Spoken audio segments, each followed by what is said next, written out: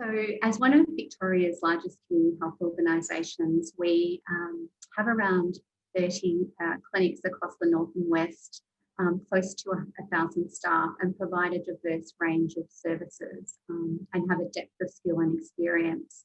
And it's the breadth and depth of CoHealth service offering together with our connection to community that have been critical success factors for the response to COVID-19. Just move to the next slide, please. So just before we start, I thought it would be worth just touching on the CoHealth model. It actually really informs the perspective that we brought to the COVID response in the north and west. The first aspect is that our services are designed in partnership with clients. By shaping our services around the needs and expectations of the client, we're able to better support the individual to achieve the health outcomes they desire. Secondly, we prioritise our support for the most vulnerable communities by reducing barriers to healthcare. And thirdly, we use our experience working with vulnerable individuals and communities to advocate for system change. We understand that without society-wide changes to address the social determinants of health, our mission to create social and health equity is impossible. Let's move to the next slide, please. Which brings me to the social determinants and COVID-19. Physical distancing measures necessary to prevent the spread of COVID-19 are substantially more difficult for those with adverse social determinants and contributes to both short and long-term morbidity. Job security, fear of being replaced, led to workers continuing to work while testing positive to COVID. School closures transferred the burden of education onto parents, carers and families. What is the impact of this for children living in homes with lower levels of education attainment or even literacy? Caring obligations, insecure housing, a lack of internet to enable online grocery shopping, some of the very basics that have been necessities during the pandemic. Poor language literacy are some other examples of the social risk factors that CoHealth identified among COVID-positive individuals. We'll move to the next slide. The next slide talks about the social gradient.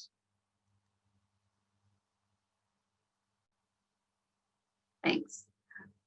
And it really shows that the result of this is that the burden of COVID-19 infections follows a similar trend to the existing social gradient of health outcomes in Australia. The highest rates of infection are in the lowest socioeconomic quartile, whereas the most advantaged enjoyed lower rates of infection. When coupled with the likelihood of pre-existing comorbidities, the risk factors for serious consequences from a COVID-19 infection would also follow the same gradient. The social gradient of infections and mortality is why CoHealth Model, working with vulnerable communities and designing service offerings around the needs of the individual, really came to the fore. Early in the pandemic, our priority had been around adapting our normal models of service delivery to provide continuity of care to our communities, while it also ensuring the safety and wellbeing of staff and clients. In addition, we saw the role of supporting efforts to provide accessible community-based testing, establishing testing facilities across the north and west being really important. The level of infection from vulnerable communities through wave 1 was no different to the broader population. In fact, we saw marginally higher cases in the most advantaged communities, which was linked to overseas travel. And with the means to safely isolate, by comparison, community transmission was minimal. Could you just move to the next slide, please?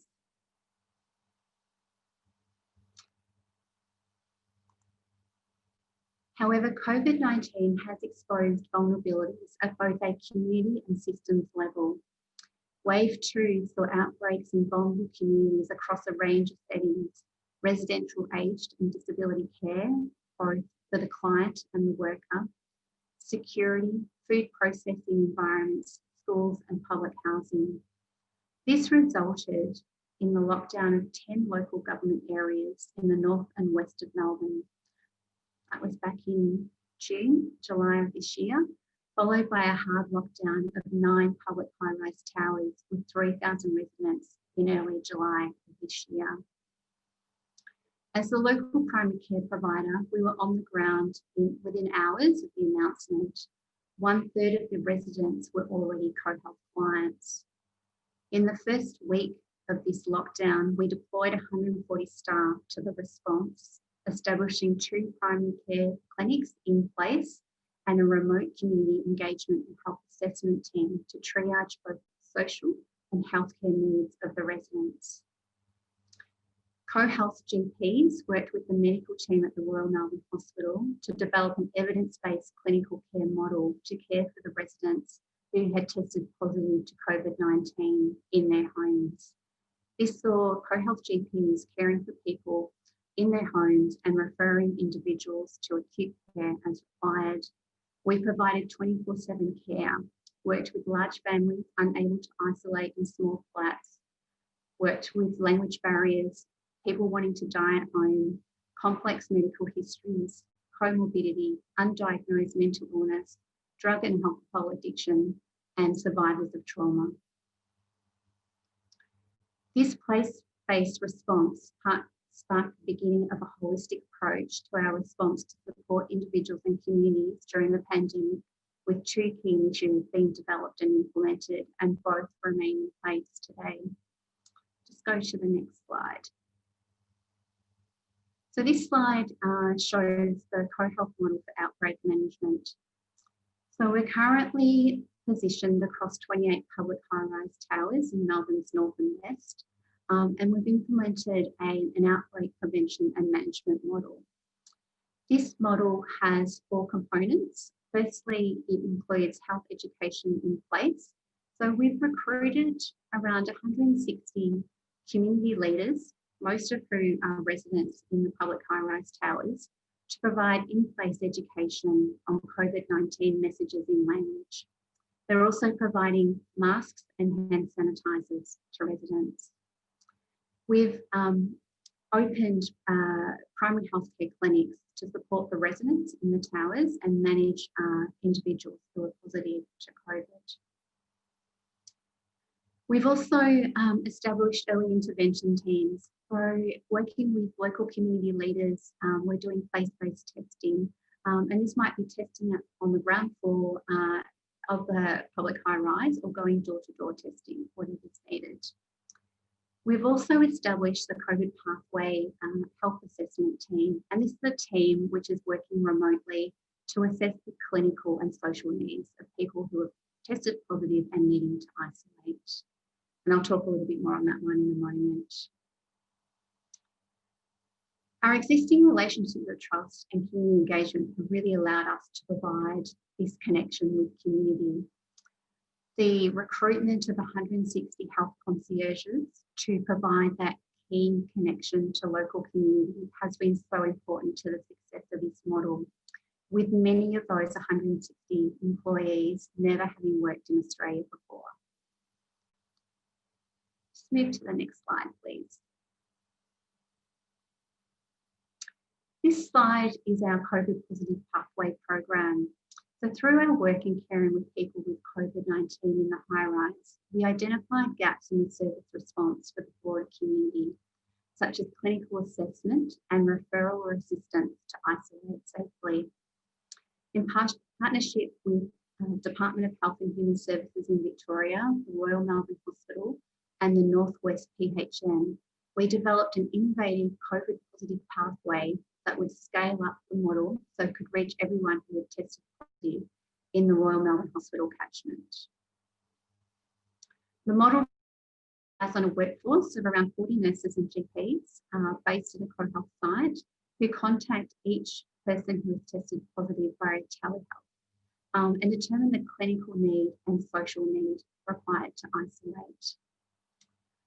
Prior to this service, people who tested positive were contacted by the public health unit.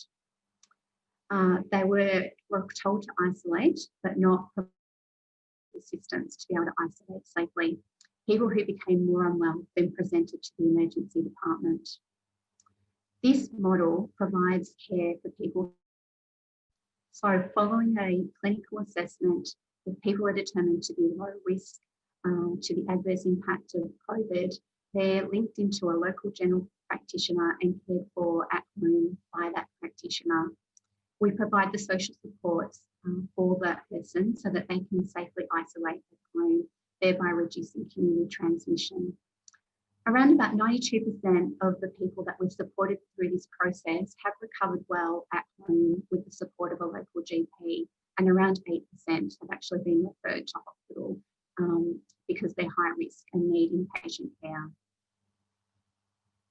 So it's been a fantastic model that's really supported people to recover well and to isolate.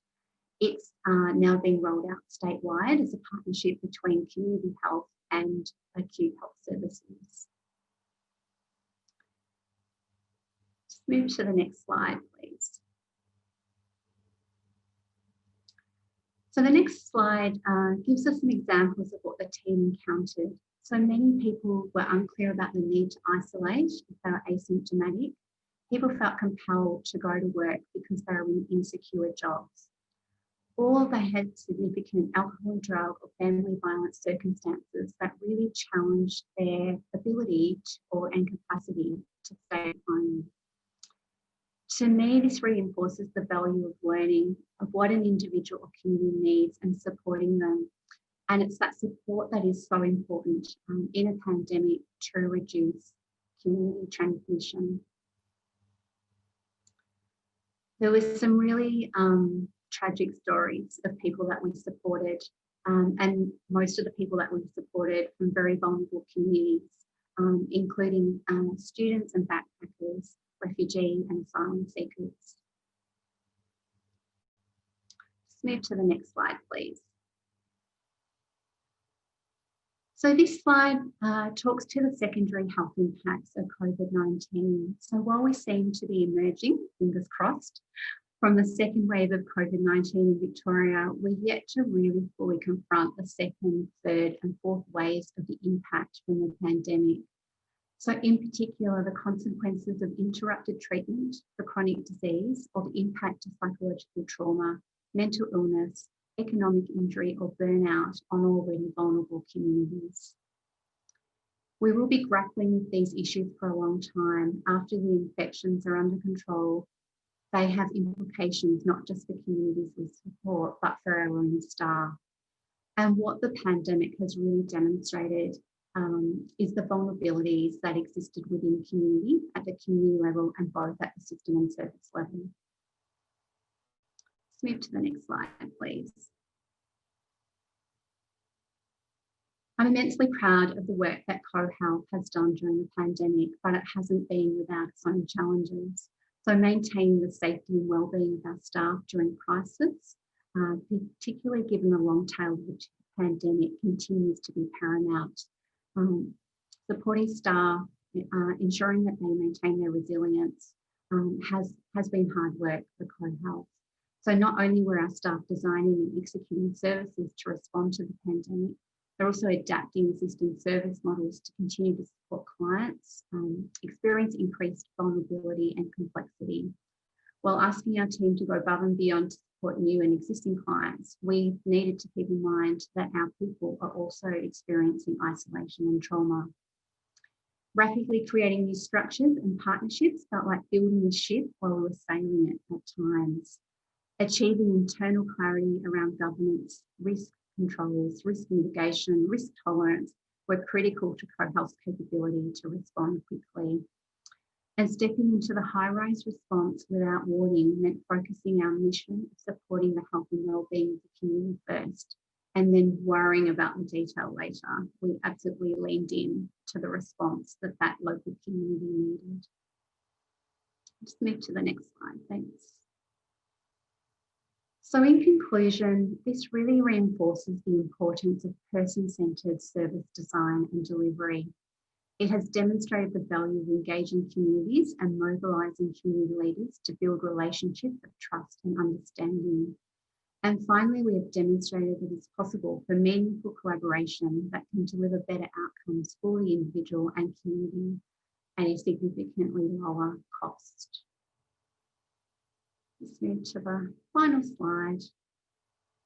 That's it from me today. Thank you so much for your time and for the opportunity to present.